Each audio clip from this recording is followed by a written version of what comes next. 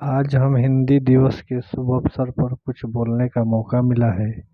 हिंदी दिवस प्रत्येक वर्ष 14 सितंबर को मनाया जाता है। 14 सितंबर 1949 को संविधान सभा ने यह निर्णय लिया कि हिंदी केंद्र सरकार की आधिकारिक भाषा होगी।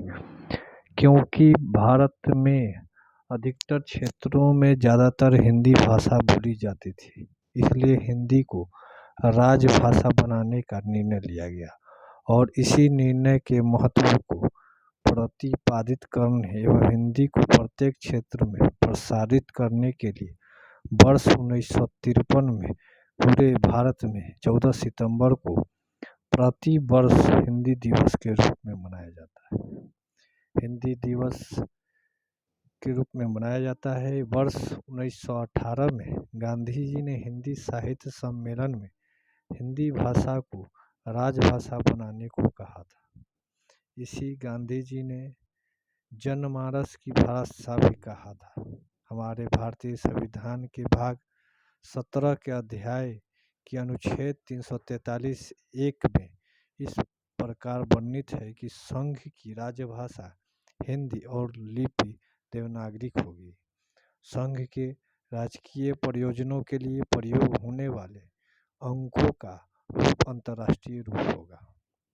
इस भाषा के बोलने वालों की संख्या के अनुसार अंग्रेजी और चीनी भाषा के बाद हिंदी भाषा पूरे दुनिया में तीसरी सबसे बड़ी भाषा है।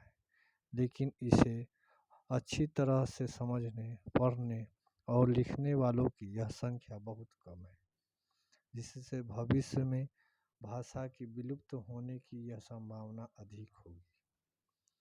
हिंदी सप्ताह 14 सितंबर से लेकर एक सप्ताह के लिए मनाया जाता है।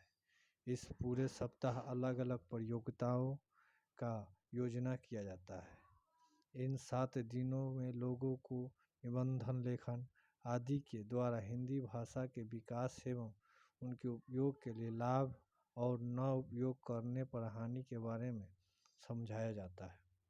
इस प्रतियोगिता में राजभाषा गौरव पुरस्कार, राज्य कीर्ति पुरस्कार दिया जाता है।